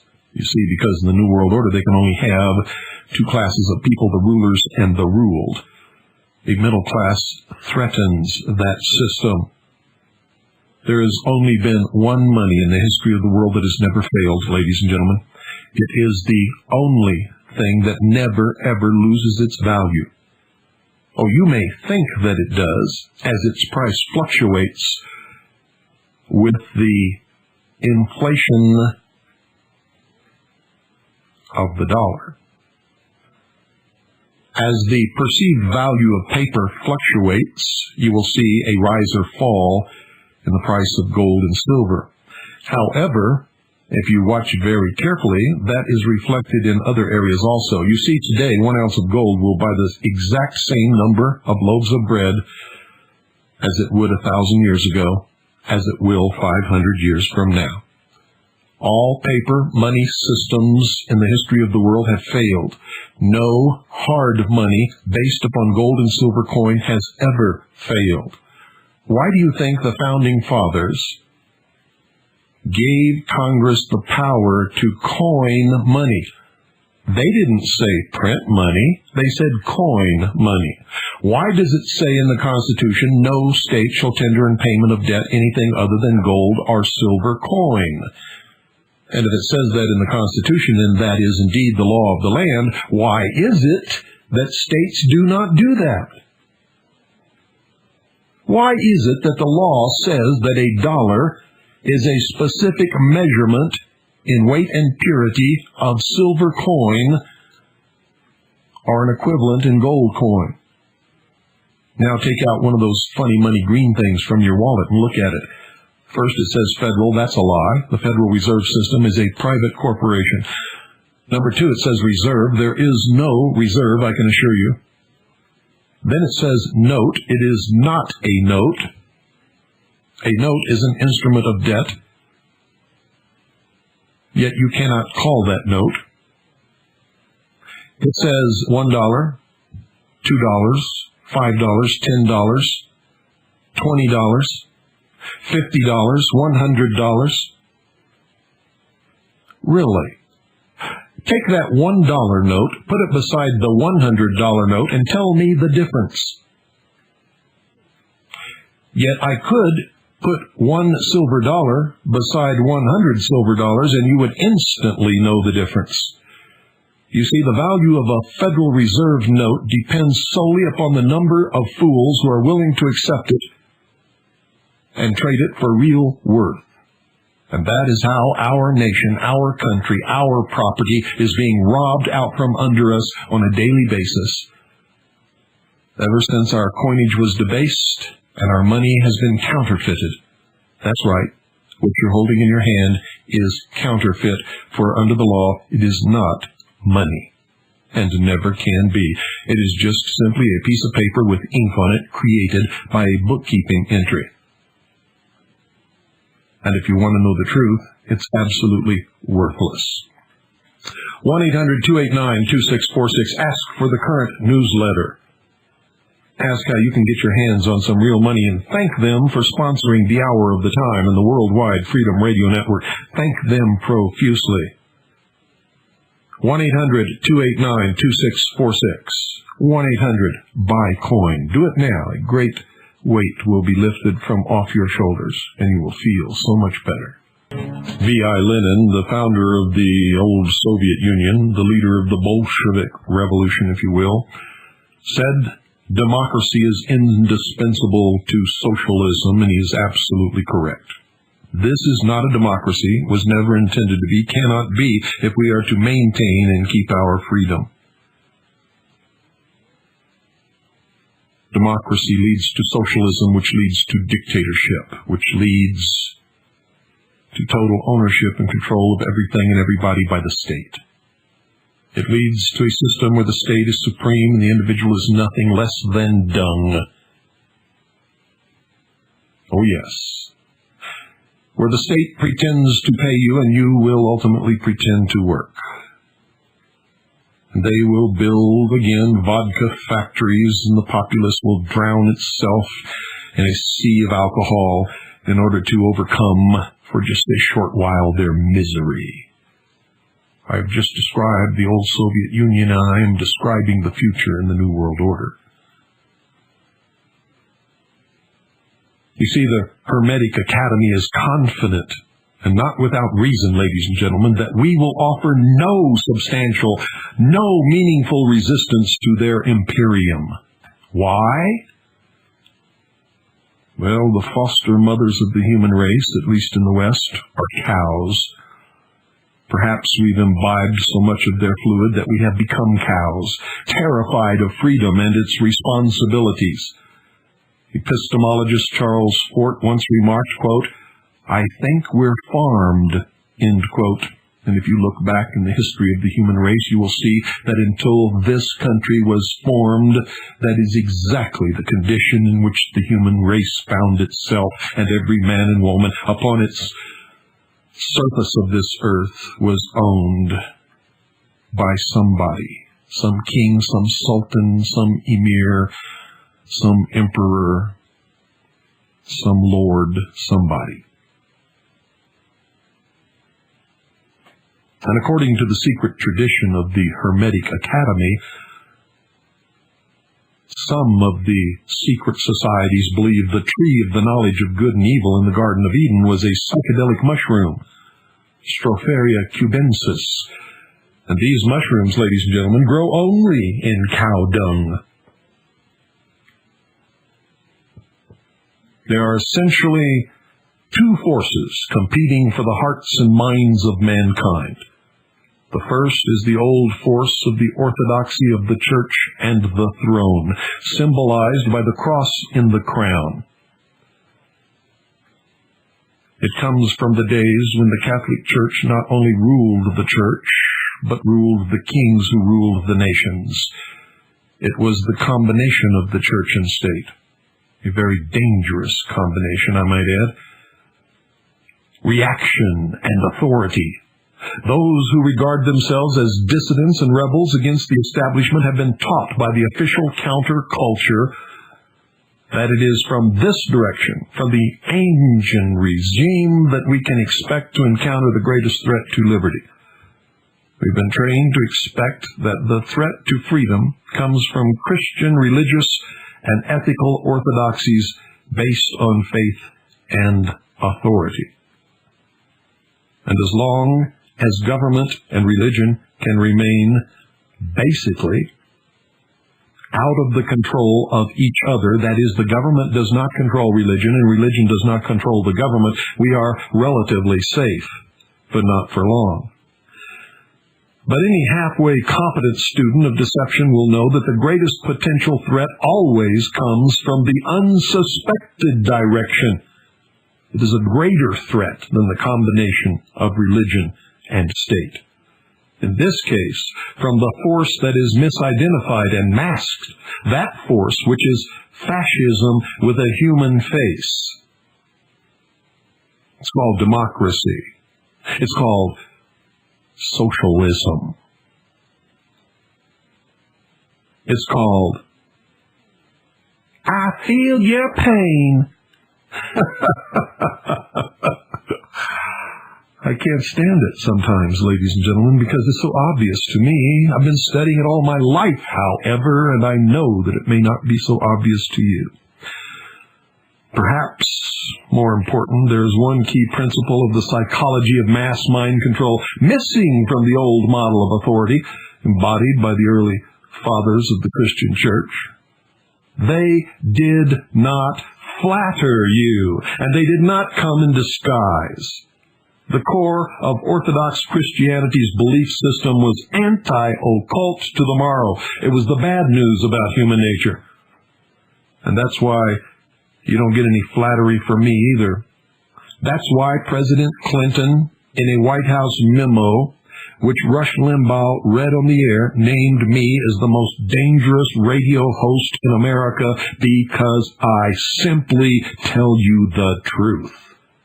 I will not wax eloquent. I will not polish your knob. I will not lie to you. I will not tell you that you are the most brilliant, smartest, best educated people in the world, because at this very moment it is a lie. You are for the most part apathetic, ignorant, and stupid, or we would not be in the situation that we are in now. And all you have to do to change that is go into your bathroom, look in the mirror, and you will see everything that ails America today. Look yourself right in the eye and say, I have been stupid, apathetic, and ignorant, but I will never be stupid, apathetic, and ignorant again for the rest of my life. I am going to change that right now, and then do it.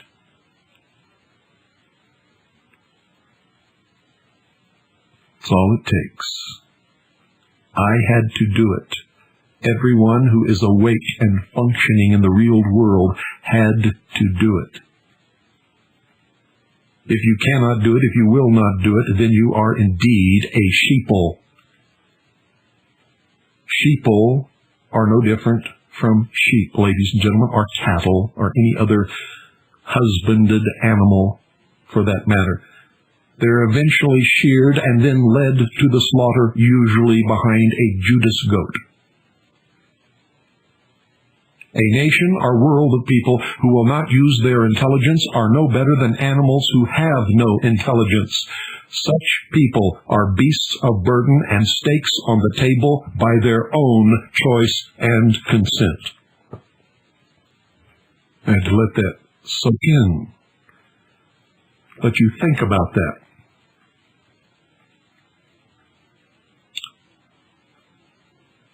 You see, the revolutionary liberators, from the Soviet communists to the New Age groovers, the Marxists and communists who are in control of the government of the United States of America today,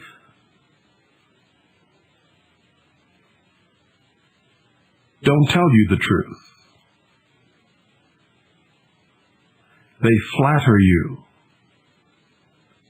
They are the ones who have announced the delivery of humanity from the clutches of reaction and orthodoxy.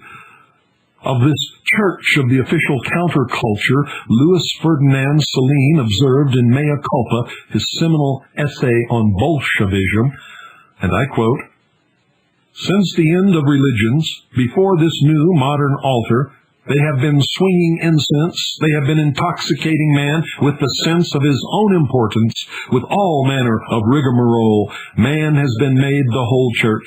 No longer can he see anything with clear eyes. He is cracked. He believes anything that is told to him, just so long as it is flattering to him, as it is what he wants to hear, end quote. Does that sound familiar?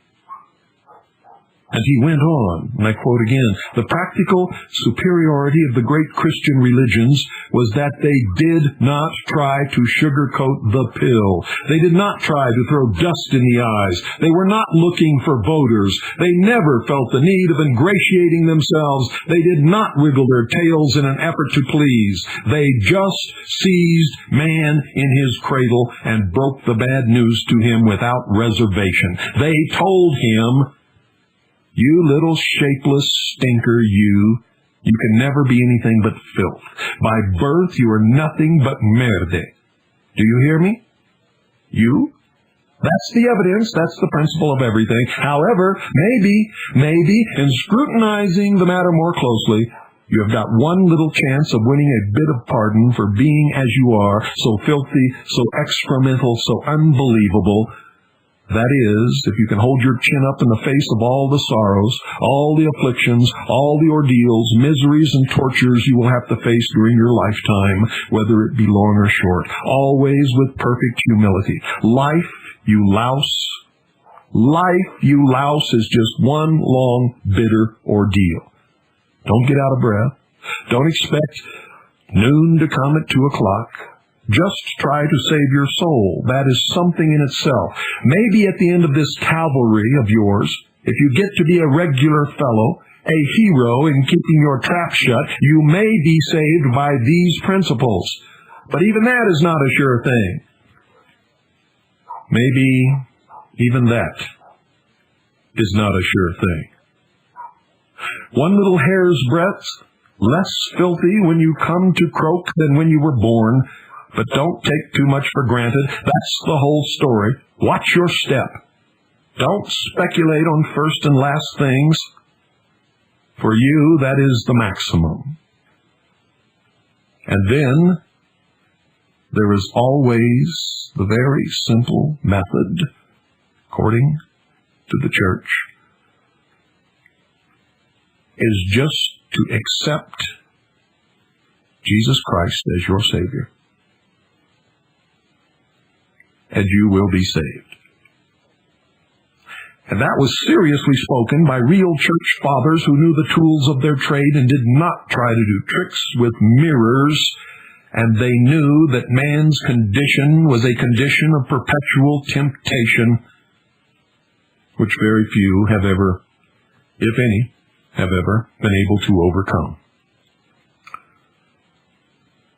Even the parties that claim to be antidotes to the excesses of the degraded spirit of modernity, populism, and democracy are thoroughly modern and actually serve as bridges to that tyranny we have been taught to revere as the source of our liberation. Populism and democracy are based on the same notion of statecraft as the enemy they claim to oppose, predicated upon the flattery of man and human nature in order to pimp for votes and influence. It is, don't make waves. Oh, why can't we all get along?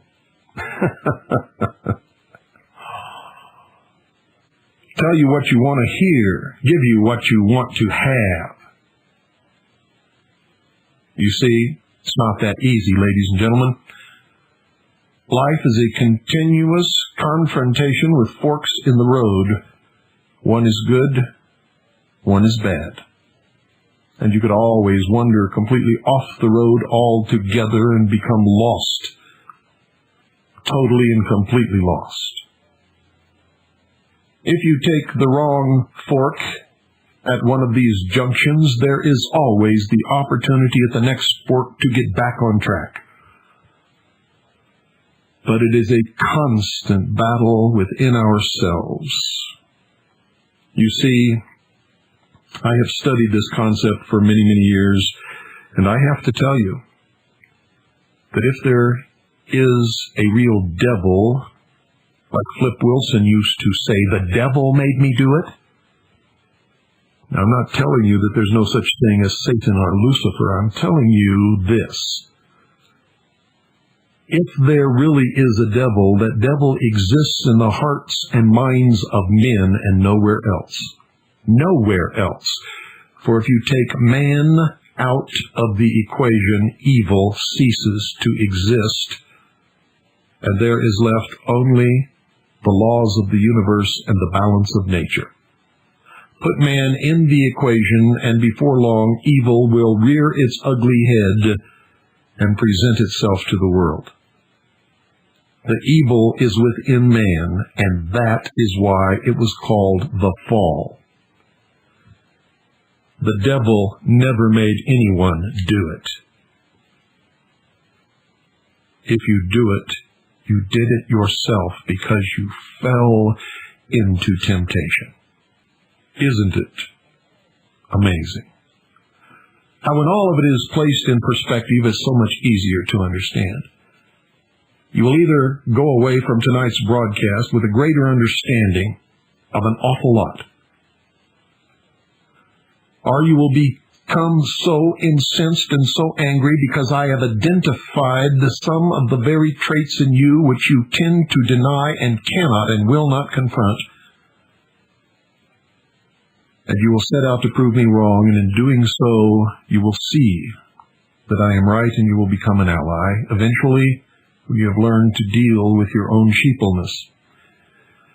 For until man once again confronts the real nature of his own condition and of the world around him and accepts full responsibility for his actions without blaming anyone else or any devil, until then we will always be a puppet on the end of someone else's string. And ladies and gentlemen, when that someone pulls that string, we will dance. I hope you understand it takes a great deal of love for America and for Americans to tell you this. Good night, and God bless you all. This is the Voice of Freedom. You're listening to the Worldwide Freedom Radio Network, with studios in Eagar, Arizona, broadcasting on satellite GE1, transponder 7.56 audio, and over 700 FM stations across the nation and around the world.